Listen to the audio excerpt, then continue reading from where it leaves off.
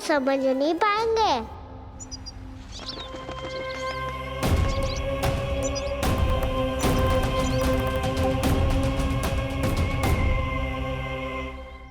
तो तुम्हारे कहने का अर्थ यह है कि व्योमासुर मारा जा चुका है और वो बालक अब भी जीवित है। हाँ महाराज, मैंने गोप बालकों को कहते सुना था कि कृष्ण ने छलिया को मोक्ष दे दिया है, पर वृंदावन सुरक्षित नहीं है महाराज। वो एक बहुत बड़ी समस्या से जूझ रहे हैं। कैसी समस्या? गांव के निकट क्षेत्र में किसी विषैले सर्प का निवास है। उसके विष का प्रभाव इतना भयानक है महाराज, जैसे विष ना हो, स्वयं हलाहल हो। मेरी कोई भी औषधि रोगी का उपचार नहीं कर पा रही थी। निकट के क्षेत्र में कहां है वो सर्प? गोप मानते हैं कि वो सर्प गांव के निकट यमुना नदी के जल में रहता है।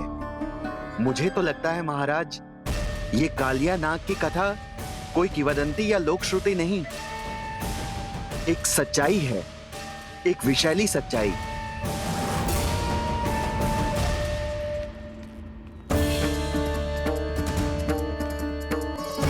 कालिया का सामना करने का समय आ गया है, पर उससे पहले मुझे बुलाना होगा उन्हें।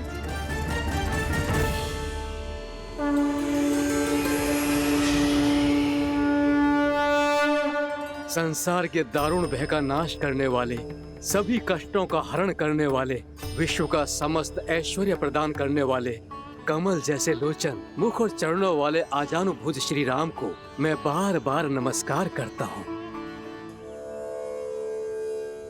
आपदामपहर्तारं दातारं सर्व संपदा लोकाभिरामं श्री रामं भूयो भूयो नमाम्यहम्। काकभुसुंडी, काकभुसुंडी, काकभुसुंडी। प्रभु क्षमा करें, मुझे जाना होगा।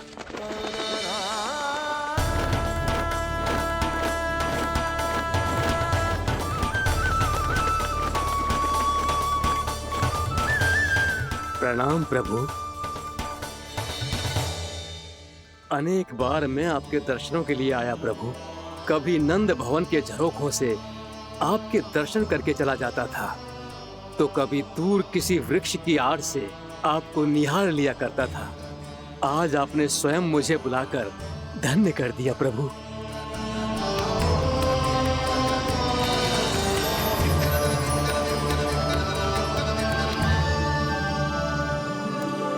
मैंने आपको यहाँ एक विशेष कारण से बुलाया है। आपके श्राप से इस कालिया नाग को मुक्त करने का समय आ गया है। ये तो बहुत ही उत्तम समाचार है प्रभु। इतने वर्ष बीत गए, मुझे आज भी स्मरण है वो दिन जब मैंने उन्हें श्राप दिया था। अपने क्रोध पर नियंत्रण खोकर बहुत बड़ी भूल कर दी थी मैंने प्रभु। बीती हुई घटनाओं पर दुखी होके कोई लाभ नहीं है। हमें भविष्य की ओर देखना होगा।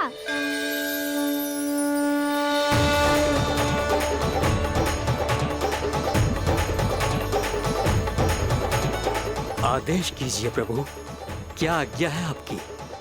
जब मैं कालिया नाग का सामना करने जाऊं, तो आप यही रहेगा। आपको अपने आप पता चल जाएगा कि कब क्या करना है। और हाँ, लौटते जाते समय नारद मुनि से कहिएगा, वो आकर मुझसे भेंट करे। अवश्य प्रभु, प्रणाम। क्या इसने सच्ची में देवर्षि नारद को बुलाया है? नारायण नारायण, आपको संदेश भेजने की आवश्यकता नहीं थी। आप स्मरण करते और मैं चला आता। तुम्हारा कल्याण हो नारद।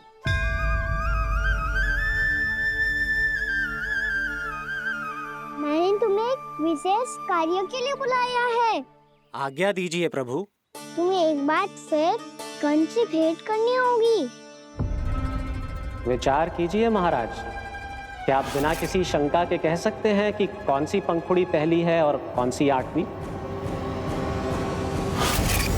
उस दुष्ट से भेंट करना स्वयं कीचड़ में उतरने के समान है प्रभु। कमल पुष्प प्राप्त करना हो तो कीचड़ में उतरना पड़ता है नारद। आपका आदेश तो मैं स्वप्न में भी नहीं टाल सकता प्रभु।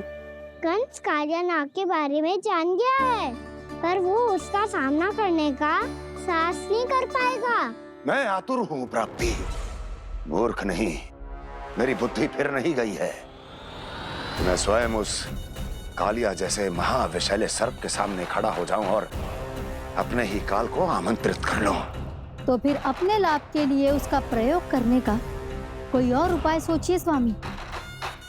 कुछ ऐसा कीजिए कि यमुना नदी का पूरा जल विषैला हो जाए और वृंदावन वासी उसका उपयोग करे, और आपका काल कहलाने वाला वो बालक स्वयं काल के गाल में चला जाए।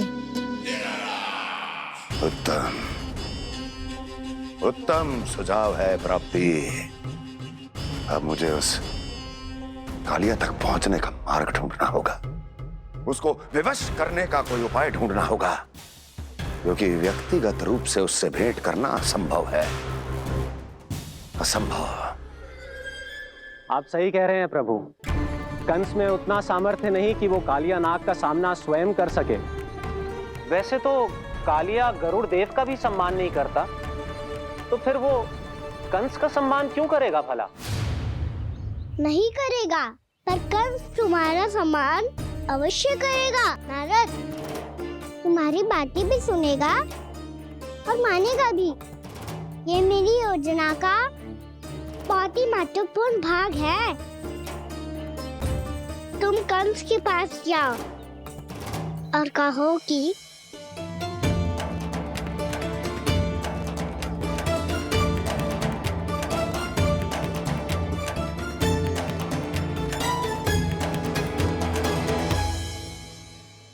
संतान अपने माता पिता को तीर्थ का सौभाग्य दिलाती, और मेरा लल्ला कितना महान कि उसने हमारे घर को ही तीर्थ बना दिया। ऐसा तीर्थ जहां मेरी आंखों के सामने भक्त और भगवान का मिलन हो रहा है। जो आज्ञा प्रभु।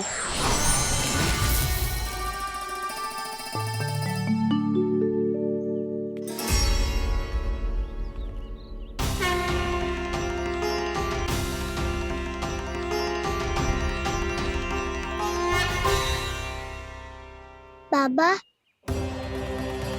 कान्हा, ये सब क्या चल रहा है? पहले काक भुसुंडी जी और फिर जे नारद जी। क्या योजना बना रहे हो तुम? कान्हा, बताना लल्ला, क्या सोच रहे तू? कहाँ देख, अगर तुझे अपने बाबा को ना बताना हो ना,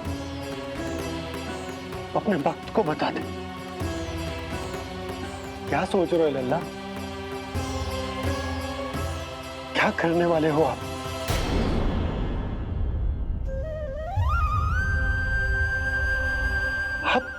आप इतने दुखी क्यों हो? कान्हा, कान्हा, क्या होगा? क्योंकि मुझे आभास हो गया है बाबा, समय आने वाला है। कौन सा समय आने वाला है लल्ला? इसीलिए सब कुछ बदलने वाला है। भैया को मेरा सत्य पता चल जाएगा बाबा।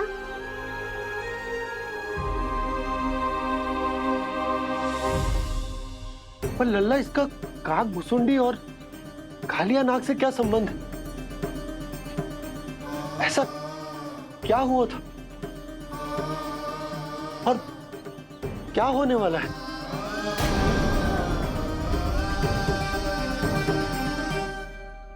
जो होने वाला है बाबा, उसका संबंध उससे है जो सैकड़ों वर्ष पहले हुआ था।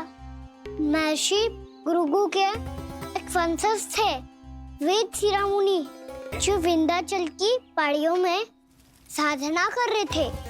तभी वहाँ अश्वशिरा नाम के एक दूसरे मुनि आमंत्रण के बिना ही आ गए। कितना सुंदर और शांतिपूर्ण आश्रम है। यहाँ प्रभु की साधना करने में बहुत आनंद आएगा। शीघ्र ही अश्वशिरा मुनि उपस्थिति के कारण होने वाले व्यवधान से बाध्य होकर वेदशिरा मुनि ने अपनी आंखें खोली। कौन हो तुम और यहाँ क्या कर रहे हो? आपके आश्रम में बहुत शांति है मुनिवर। साधना करने के लिए बहुत ही उत्तम स्थान है ये। मैं चाहता हूँ कि मैं भी यहाँ। आप यहाँ साधना करना चाहते हैं, लेकिन इतना भी नहीं जानते कि किसी के आश्रम में प्रवेश करने से पहले उसकी आज्ञा लेनी चाहिए। आप ये भी नहीं जानते कि यदि कोई यज्ञ कर रहा हो तो बिना अनुमति के वहाँ प्रवेश करने से उसकी यज्ञ साधना भंग हो सकती है। आप क्या साधना करेंगे मुनि? आप तो साधना के योग्य ही नहीं हैं। इतना अपमान! एक मुनि के मुख से इतने कड़वे शब्द शोभा नहीं देते। मैं तुम्हें श्राप देता हूँ, जितनी विषैली तुम्हारी जिह्वा है उतने ही विषैले सर्प बन जाओ तुम। और ऐसा सर्प जो सांस भी ले तो निकट का वातावरण दूषित हो जाए। तुम्हारे इस दुस्साहस के लिए मैं तुम्हें श्राप देता हूँ कि तुम अभी इसी क्षण कौवा बन जाओ, और ऐसा कौवा जो कांव कांव करके अनर्गल प्रलाप करता रहे।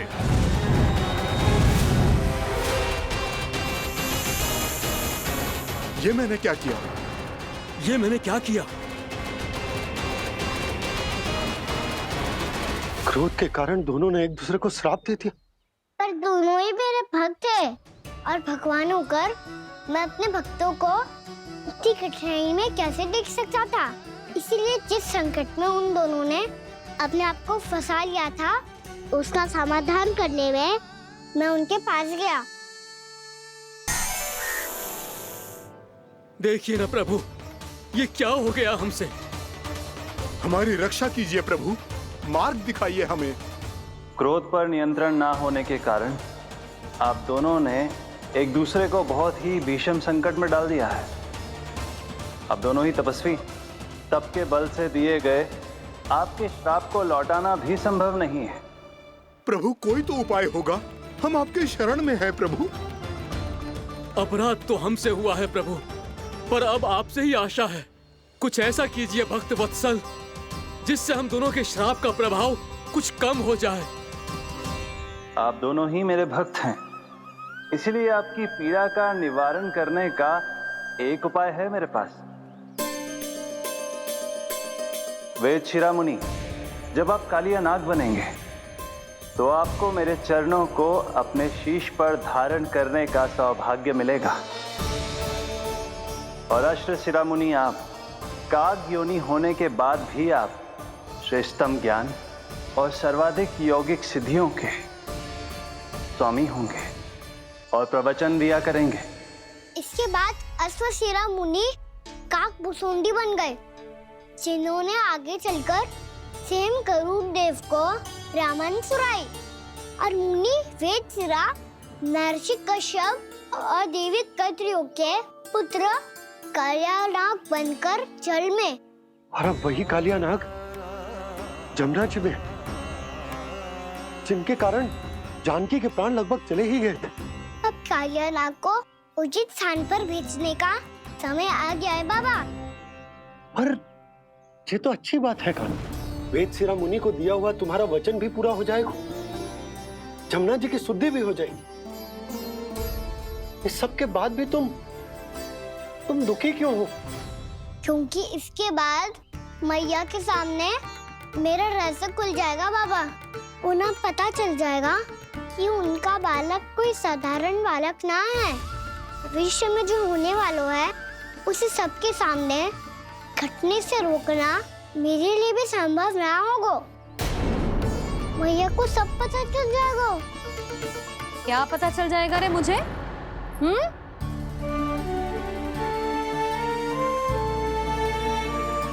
यही कि सबसे अधिक प्रेम मैं आपसे ही करता हूँ। अब बस भी कर, चलो भोजन के लिए बुलाने आई थी तुम दोनों को। भूखा थोड़े ना रहने दूंगी अपने लल्ला को, मेरा लल्ला दुर्बल हो जाएगा ना। आप खिलाओगे तो ही खाऊंगा। हाँ ठीक है, मैं ही खिलाऊंगी। अब चल, आओ जी, चल।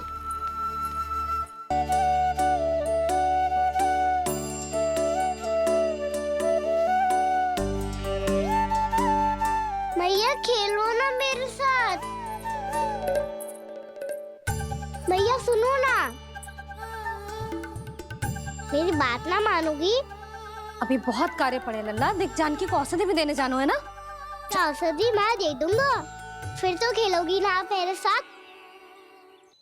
पिछले कुछ दिनों से अपनी मैया का अधिक से अधिक प्रेम पाने का प्रयास करो है कान्हा। इसका तो एक ही अर्थ हो सकता कि कछु बहुत बड़ो होने वालों है। कान्हा रुक जा लल्ला। कान्हा क्यों तंग कर रहा है? मैया को पहन लेना। कान्हा, कान्हा, ये क्या करो तूने?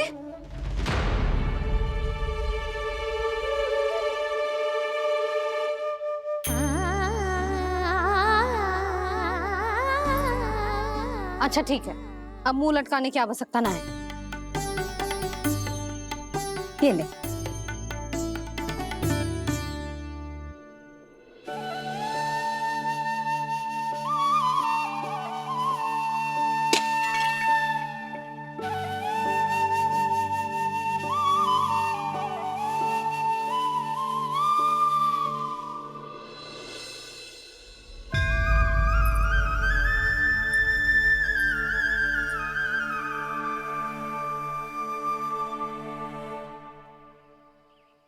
तंग करे मैया को खिजाए, खेले रूठे मनाए,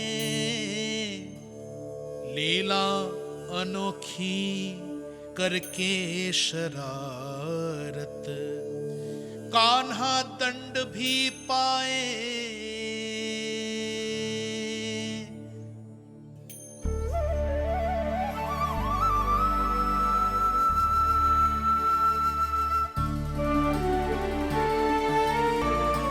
रूठना मनाना, खेलना खिलाना, पहले शरारत करके क्रोध दिलाना और फिर क्षमा मांग लेना, ये सब जानबूझकर कर रहे हैं कान्हा। जैसे जीवन भर के लिए अपनी मैया की ममता को अपने हृदय में समेट कर रखना चाहते हो।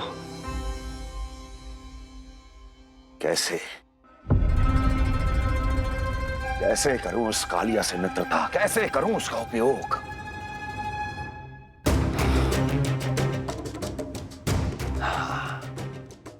उस पर आक्रमण कर देता हूं और उसे किसी ना किसी तरह से यह विश्वास दिला देता हूं कि यह आक्रमण उस विष्णु अवतार ने किया है।